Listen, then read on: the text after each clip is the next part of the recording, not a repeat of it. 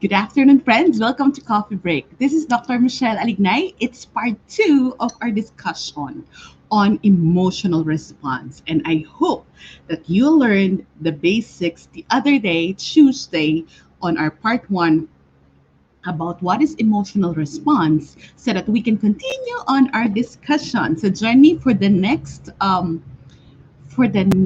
30 minutes. Either you are joining me here in Facebook, or you can also join me or share this via YouTube. And after a few hours, or maybe tomorrow, this episode is actually already in Spotify. So you can put this on your playlist. So either you're working from home, or maybe driving, or whatever you're doing, even friends na doing household chores can listen via Spotify. So join me, get your tea or coffee for these very heart emotions and everything about ourselves and our emotional health. So it's about emotional response. And I would like to ask you, hi friends. Oh, there are friends who are early. Hi Nikki, hi Amy. Say hi if you're here. I would like to ask you, what have you learned the other day? If you are here the other day, what have you learned about our topic, emotional response? Because I will take off from that, from the points that I shared there. Um, because I remember this topic came about because last week I talked about toxic positivity. So in order for us to move away from being toxic positive, if we are, we need to learn also the proper emotional response. And as I said the last time, last Tuesday, our goal in being able to have the right response in understanding our emotion, it's not always to be happy. Hindi goal na dapat maging masaya, because happiness can either be an emotion, and it can be a state in life. So here our goal is not all the time to be happy, because it's going to be toxic if it's just all happy and flat. Our goal is actually to have an appropriate and healthy response to whatever emotions that we can experience, that we go through. And as I mentioned the other day, there are ways that our tendency to in handling the emotions, diba? Either we bypass or belittle.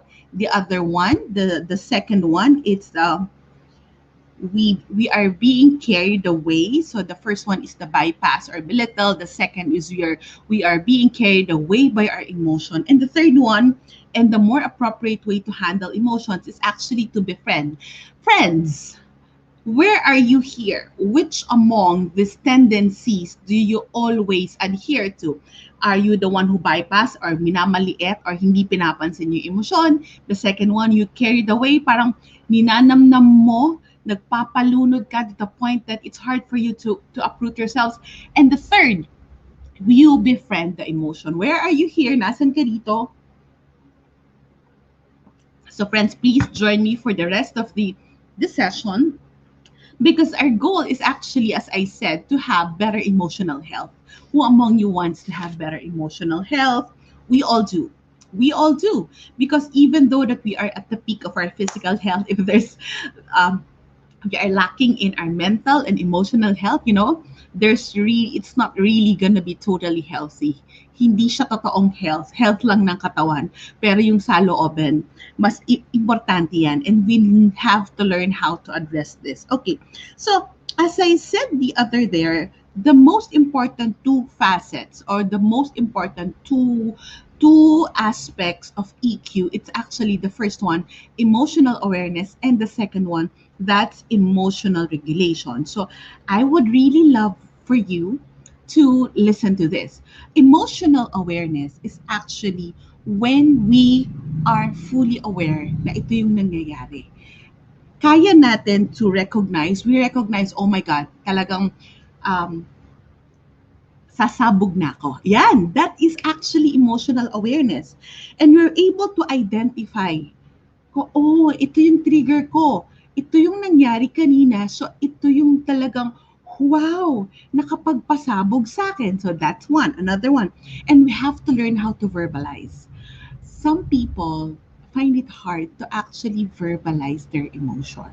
Sino kayo dito? Sa mga nandito na, Nikki, Amy, Jamie, mga nagparamdam sa akin. Nikki, thank you for the stars.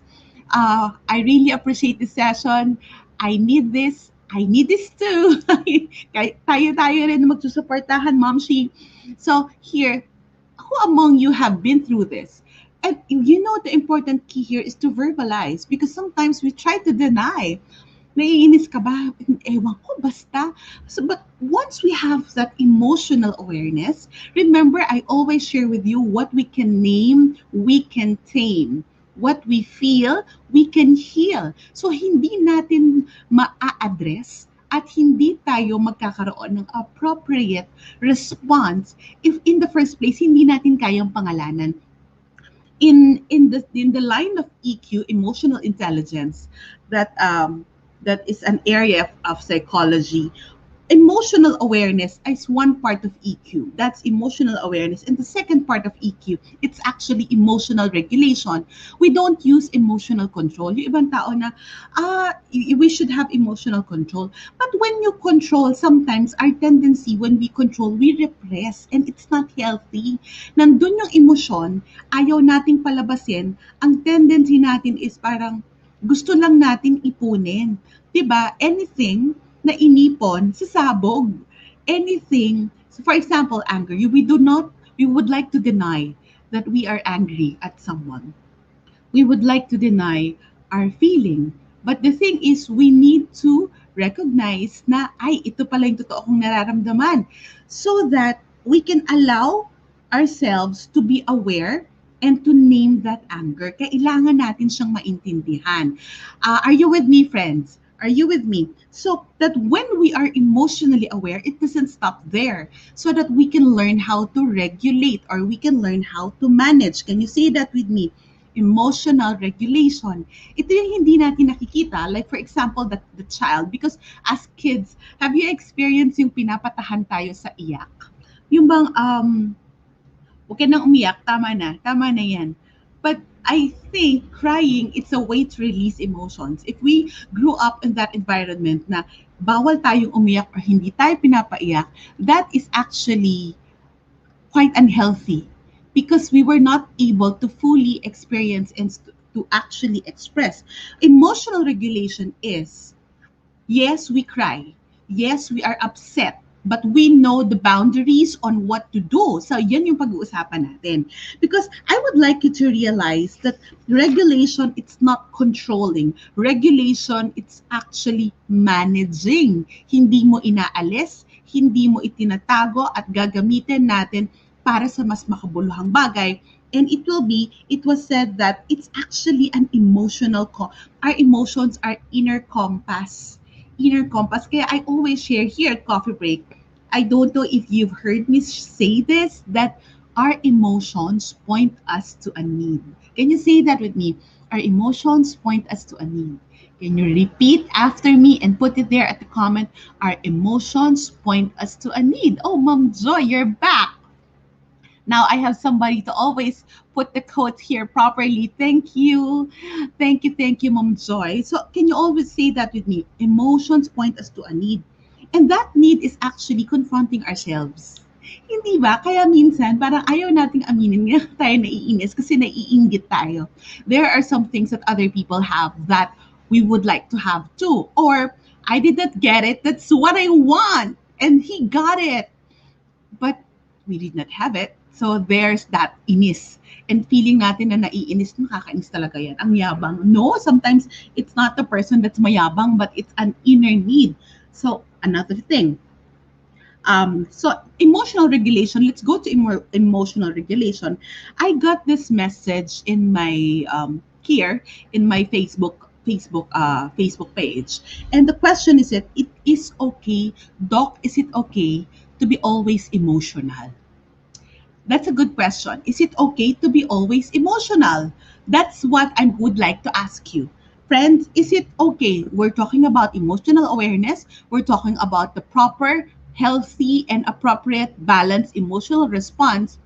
I would like you to look into this. Is emotional response it's emotional, being too emotional, lagi na lang yung nag-emote. That person, parang lagi na lang buong-buo ng emosyon. Is it healthy or not? Being too emotional, is it good or not? What do you think? Can you answer? Can you answer, friends? Do you have an answer for that? Meron ba? Is it healthy or not? Or yun din yung tanong nyo. You have the exact question. Okay. So here, I would like to answer that. Okay, our emotions are actually neither good or bad. This is something that I always share when I was in Singles for Guys. No, no. Ellen, Nikki, you said no. Yes. Actually, there are people who tends to be very emotional. Ito yung sinasabi natin the other day that emotions, they are being carried away by their emotions. So that's a tendency of the person. Not healthy kasi parang kakainin kayo ng buo ng emosyon mo. Yes, yes, I like that term, Jamie. Hindi siya healthy kasi parang kang kakainin ng buo. And then minsan, di ba, our emotions can eat us so much. Have you been in that situation? Yung galit mo, parang kinain ka na literally, sorry, I have to use this term, hindi lang kinain, nilamon pa tayo ng inis, ng galit, ng extreme emotion. Okay, 10. It's okay to be emotional, but you should not stop at expressing it. You should find a way to regulate it and may help you make better choices. I love what you're saying, 10. This is exactly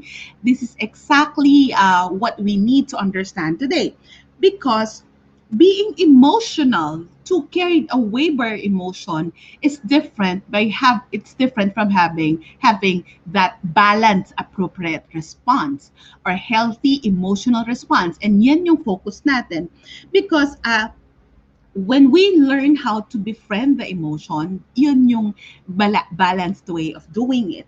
And what I would like you to reflect about uh, is that for yourself, sa sarili mo, most of the time, do you allow yourself to be eaten by your emotion?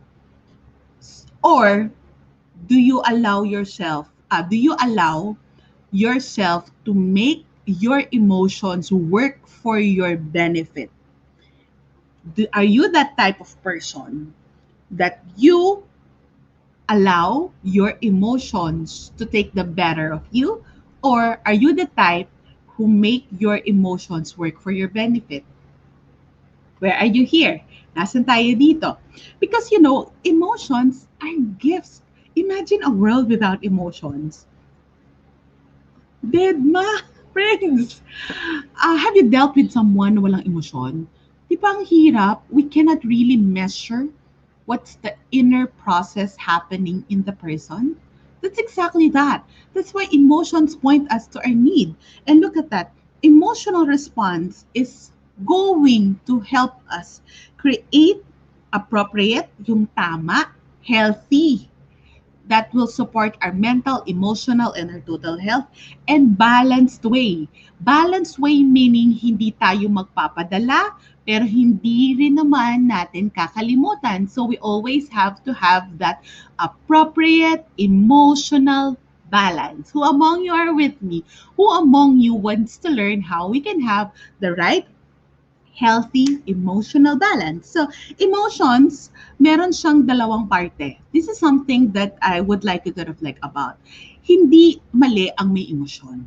Because emotions have two parts. That inner response or that instinct that we have, that meron kang nakita in social media that upsets you, and then that inner thing, upset. I'm upset. It alarms you na inis ka. Yung inis na yon, there's nothing moral about it. There's nothing good or bad about it because it's instinctive. We cannot control it. And that inis, ping, that's instinctive. So it's an inner process. That inner response, that instinctive response, that is very critical. But look at this the other way. That's the inner part. So walang mali, walang masama. And kailangan Ang kailangan natin is ma-recognize na naiinis tayo, di ba? Because the outside part is the inis, the outer reaction. So there's the instinctive and then there's the active or the reactive. Yung laban-labas, the outside, the outer reaction, that is what makes it moral. Yun yung may judgment, yun yung may masama, at yun din yung nakakabuti. So how do we, that's what we need to balance off, the outer reaction. The emotional awareness happens when we've come to label, to name, and to identify, nainis na ako. We know inside that that's what's happening. So there's no judgment, there's no good or bad. But the outer reaction, what we do about it, we have to say, oh, naiinis na ako. And then you start calling maybe your kids. You start commenting on the person that you don't like. You start lashing out at someone. You start, you know, throwing a tantrum as if you're a 4-year-old. That is the response. That's the outer reaction. The inner response, walang mali, but the outer reaction, we are active in doing that. So, hindi natin pwedeng sabihin na, kaya, whenever I would hear na nadala lang ako sa galit, yung taong nadala sa galit, yung inner response niya ay galit siya, pero yung panlabas niyang pamamaraan ay hindi healthy. Kaya yung pamalabas niyang paraan, yun yung ginamit niya sa masama kasi hindi niya inalam paano ang tamang paraan para ma-manage yung galit. Walang masama kung magalit. Nagagalit ako. Walang masama doon kasi natural yun. It's a natural occurrence. Instinctive, as I said. Are you picking me up, friends? If you're still here, can you put that? Type it in the comment. Emotions are instinctive. Here spell, no? Instinctive. But look at it this way. What we do with that instinct, what we do with that galit, what we do with the anger, what we do with being irritated, being upset, that can make or break us. And when somebody say, nadala lang ako sa galit, it means that he allowed the emotion to get the better of him. He no longer used that rationale, that brain to be able to manage the emotion. Yung galit, he allowed it to be in control and he did not actively participate in his life. Kaya emotions, if we are not in full awareness of it and we don't know how to regulate, then dun tayo nagkakatalo. That's why many people get carried away by their emotions. Or some people, dun pa lang sa awareness, fail na. Kaya feeling nila lahat ng galit dapat pinapatulan. Lahat ng loneliness dapat ini-emotan. For one, I would say, na kung tayo ay kailangan mag-emote, friends, suportahan ko kayo sa pag-emote mo. Pero hindi natin kailangan awayin lahat ng tao sa bahay and to really decline living if we are upset because it happens to us. Okay, so another thing, emotional response, the goal of emotional response is to help us more into appropriate ways and to balance. Can you say with me, emotional balance? Friends, emotionally balanced ba kayo? Hindi ko kayo susuportahan kung ang gusto nyo lang ay laging masaya kasi hindi yun perfect. Walang bagay na perfect. I don't like to lead you into this thinking na ang buhay dapat lagi lang tayong thankful, lagi lang tayong masaya. Should teach you how good emotions should come about. No, because that's not real life. Actually, real life is not measured in the good times. Real life is actually tested in the bad times, in the difficulties. Do you agree with me? So, for example, we want happiness, we want inner peace, and we want to be more loving. Does that happen automatically? No. The funny thing is, these good things, even the good things, they don't happen automatically. even if we keep praying for inner peace, even if we keep praying for happiness, if we do not put effort on working on it, because each day it's a choice to be happy. Each day we can find something to be grateful for. Each day it's a choice to have peace or to fight, 'di ba? So choice yan every day. So I'll share with you three ways. Pero mag-focus tayo sa tatlo. Are you still with me? I think you're getting me right, right? Are you I'm getting into you, friend. So here, I'll share with you three extreme emotions. At raise your hand, sabihin nyo dito kung ano yung naramdaman nyo this past 6 months. Friends, July 1, half of the year has passed. I hope Coffee Break has helped you. Pero pangalanan natin kung anong naramdaman natin para sama-sama tayong mag-grow. Okay? First one, grief. I think many of us have experienced grief. We lost a loved one. A loved one lost a loved one.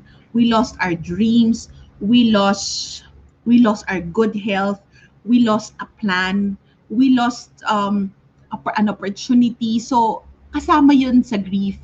We lost our way into this quarantine situation. Last week, I was grieving because of the national loss of the former good president. So it depends on you what loss we have, but we experience grief. That's the first one. If you have experienced grief, put that in the comment section. The second, loneliness. Who among you have experienced? Sometimes yes, people are grieving, but not necessarily they're lonely. But we get lonely for several reasons. Ako, I've experienced this na being at that point that I'm just so lonely. And I have to identify, ba't ako ganito kalungkot? Kasi meron akong mga bagay na pangarap na hindi ko nabuo. May mga ideals ako na it did not materialize. And it's just I would come to that realization that I have to just let go of some things because there's nothing I can do at the moment. And that causes me both grief and loneliness. Okay. So another thing, have you been angry? Yung galit na um, yung galit na hanggang bungo at tagos hanggang sikmura. Isama nyo na ako dyan because I've experienced all three. Okay? Okay, here. So we have friends who are grieving, feeling hopeless or helpless, being lonely, grieved, thin, condolence to you in the loss of your father, happiness, fear, upset. So kung ano man yung extreme emotion na naramdaman natin, let's capture it. I was frustrated this morning. I'll be honest with you. I was just frustrated with some matters this morning. And then while I'm preparing this, I just would like to reflect on what happened to me. And then I've read some articles to be able to put this out. But if in order for us to be emotionally balanced, we cannot be at that point of being frustrated because even if I'm frustrated, I need to show up to you, right? I'm not faking it, but I don't need to put on a good show because this is actually real conversations. Coffee break is it's real conversation. I have work to do, so I can just cannot get myself stuck in being lonely. But what I would like you to look into is that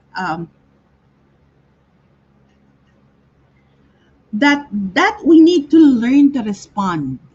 And the proper emotional response is to order to balance. Say balance. The appropriate response that I would like you to do is that capturing an emotions that you have. That extreme. Yung minsan parang feeling mo parang hinihila ka pababa ng emosyon. The key here is that we learn how to balance. And each day, whatever that emotion may be, this emotion should bring us to a good thing kahit na napakapangit pa ng emosyon, kahit na talaga it's so unpleasant, we want to get out of it, but we cannot, we need to learn how to balance. So first one, we can listen to music or we can listen to something uplifting. So for me, when I was so frustrated, what I did is that I listened to worship music, and through that worship music and then I replayed the homily of the mass this morning. So that's my way of meditating through the word and meditating through music. So that's one way. I don't need to judge where I am. I don't need to actually do something. Paano mo ba gagawin yan? Frustrated ka. O ano naman yung sitwasyon? Dapat ko bang patulan na lang? Dapat ko bang dikdikin yung isang bagay na kinaka-frustrate ko? Eh, at this point, wala na akong magagawa. But simply said, I am just plainly frustrated. I am just plainly frustrated. So I judge myself for being frustrated. No, I don't need to judge myself. I need to be kind to myself. So, what helps? Listening to good music, listening to something that will uplift you without judging, without commenting, just being there. You don't need to analyze, you don't need to put solutions right away with the situation that made you frustrated. You just need to be there. Can you say with me? Be present. Being present in that moment to meditate on a word, to meditate on good music, and to simply to go into meditation also, that can help. Okay, so the second one, that's the first. Listen to music, listen to a podcast, listen to a meditation audio. The second one, journal your thoughts, release, journal your thoughts. Ang hirap. Um, for the past month, it's so hard for me to journal because I'm going through some things that I need to sort out. And this morning, when I sat down, I was able to freely journal whatever is it that made me upset. And I think kaya nabuhay din ng konti yung mga frustration ko, it's because I was able to journal it. But is that bad? No. Because what I would just like to capture right now is that, hey, I need to journal my thoughts because I need it to be out there. I just need it to be out there. Kailangan ko lang makita na, hi, nandito siya. Ito pala yon. And when we journal our thoughts, we learn to release the emotion. Can you say that with me? Release the emotions. So when we learn to journal and put our thoughts out there, kahit na inis, galit, Tagalog, English, whatever language you feel writing onto, ako, I don't type it. I like to write it using pens. Okay? So here, it releases the emotion and actually create um, room inside us. Since we are releasing, we're creating more room inside us for more positive thoughts. So, okay, I'll be better after this because na-release mo na eh. So, journaling your thoughts can be actually a way to release the emotion. So, the first one is I said, you listen to music or meditate on a word. The second is to release the emotion using journaling technique or just writing it down so that we can create space. I like saying that. And the third, ito, I did this. Engage in doing something you love or don't like. Ang hirap, di ba? Engage in doing something you love or don't like. Something that you don't want to do, but you need to do. Okay, so what did I do this morning? I did not open work yet. So what I did is that after my mass and after that journaling thing, what I did is that first I did my yoga. I took my yoga class. So I took 10 minutes of my hatha yoga, and then the other 10 minutes I did for my yoga nidra. That's another way of meditating about the body.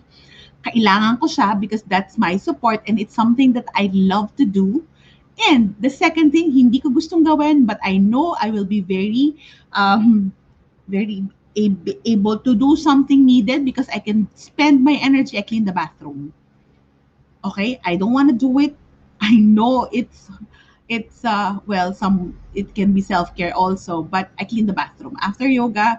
Diretso ligo, pero bago magligo, I clean the bathroom. What I am saying here is that I did something that I love to do, and I did something, a chore that I don't like to do, simply because I would like to spend my energy. I would like to feel productive, and the goal is to create something.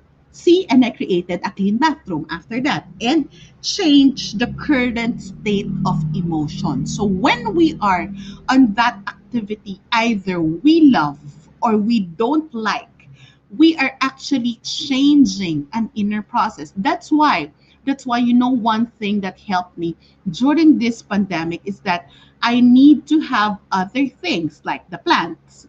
Maraming plantita dito. Another thing, that's why I create my soaps. and my balms, because creating gives me a different flow, a different way to access my energy, and a different way to manage all the emotions, anxiety, hurts, disappointments, and frustration that we are all experiencing. That is something very critical. So the first one, alam mo niyo parang baka sabing ang babaw naman, Doc. Yes, it may be mababaw, but actually, we don't automatically balance by saying na hindi balansin mo na emotion mo. No, we need to do something. Even though that emotions are inside, it can be very powerful. May nakakapatay nga ng emosyon eh. Extreme anger. So that's the power of emotions. So that's why doing something deliberately in order for us to manage, especially the extreme unpleasant emotion, or it can be even the good emotion, we can do it. So, first, you listen to music or do the meditation. The second is journal your thoughts. And the third, engage in doing something you love and you don't love. I promise you, the problem will still be there. I promise you, the source of your emotion, hindi pa rin yan nagbago. Pero alam natin, hindi naman natin tinakasan yung circumstances. Binalanse lang natin yung sarili natin. Kaya alam nyo, what is important for us to understand is that when in the middle of an emotional concern, we don't automatically have a discussion with someone. Pag high emotions, no discussion. You manage and balance that emotions first so that when you're clearer and you have created space in your head and in your heart and we can see things objectively, that's when we address the situation that causes the emotion. When we are clearer, when we are better, and we are more balanced, that's when we find solutions, if solutions are present, to be able to work on the emotion and the situation. I don't know with you, but balancing our emotions is learning techniques and learning new ways you can use for yourself when you have high and low emotions. Pag extreme yung nararamdaman natin, we need to learn how to do it. I would like to capture this. Jing, praise music or instrumental music can be uplifting. Yes, depende sa atin yan. Minsan, 80s music uplift me. Question, ang pagsubsob sa trabaho or pagkabisi is another channeling? Depende. Depende. Yes, it can be. Kasi ako, I did something that is productive, like cleaning the bathroom. So others do that. The problem is still there if your work is the one diffusing your thoughts, but if the one, ang pagsubsob sa trabaho, if it's balancing you or not, depende sa'yo. Pero kung yan yung nakaka-stress sa'yo, and then hindi yun sagot. Pero kung yan ay something that you really, really love to do, and then it's okay. It's okay. I have friends like that. Had heavily stressed, kaya sinusubsub sa trabaho. But friends, be realistic. The problem will still be there. The concerns will not go away. We just need to channel and to balance it off so that when we go back to the problem, don't forget, we need to go back to address the situations. We can be better. We can thrive and we can learn things to balance. We can learn better ways to balance. Is this helpful for you? I hope that this episode of Coffee Break is helpful. Medyo malalim, but I hope that these are very practical tools for us to manage our emotional response. Remember, emotional awareness and emotional management are key to good, balanced, and healthy emotional response because we are in charge. We are in charge of our emotional health.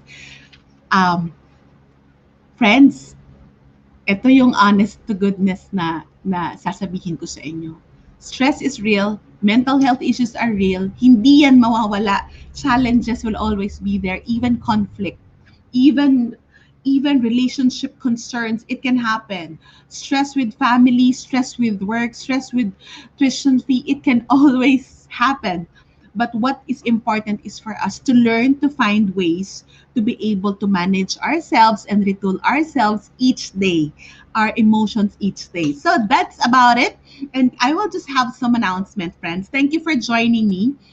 And I hope you learned something. The first announcement Don't forget to join us in the Jewels Conference. Why do I keep talking about Jewels Conference? Friends, I've been in this community for quite a while now. It's a Light of Jesus community or the Feast community. And we have this open conference for women.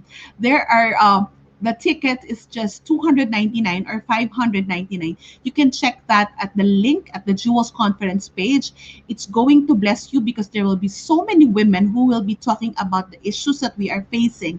So please join me. I will be one of the speakers.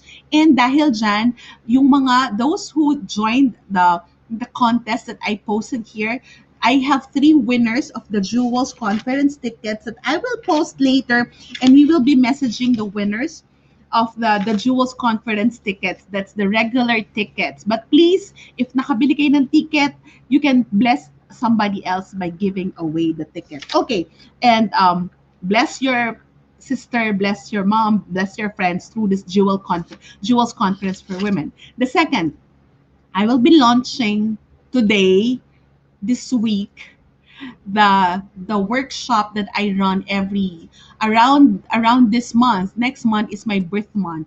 So around the time that on my birthday I launched this workshop. This is going to be the fifth year that I'm doing this workshop. It's called Martha's Pause, and this is actually another event, amazing event for women.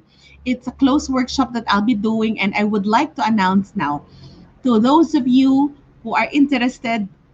I'm announcing it now so you can wait for all the details to drop here. You can do the early bird registration that will run until the end of July.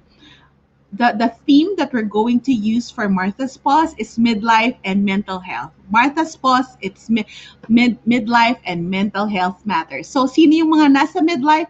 All you ladies who are 35 and beyond, we are already entering the stage called midlife. It's a beautiful, beautiful stage. But we need to learn how we can support our inner life in midlife and our mental health on midlife. So I hope that you reserve the date on September 4. That's a Saturday for this exclusive event that I will run here. I will run online. And lastly, thank you, friends, for those of you who sent stars. Thank you very much. And please, if you are blessed with the mission that I do here at Coffee Break, support me and Coffee Break by sending the digital gift through stars. Salamat sa lahat ng friends na nag-send ng stars. You may send more as a sign of love and token to help me to support Coffee Break and the Mercy Ministries that I'll be supporting until August. So magandang araw sa inyong lahat. I hope we find better ways to have better, balanced, emotional response to help us navigate the difficulties in life. Magandang araw sa inyong lahat. This is Dr. Michele Alignay for Coffee Break.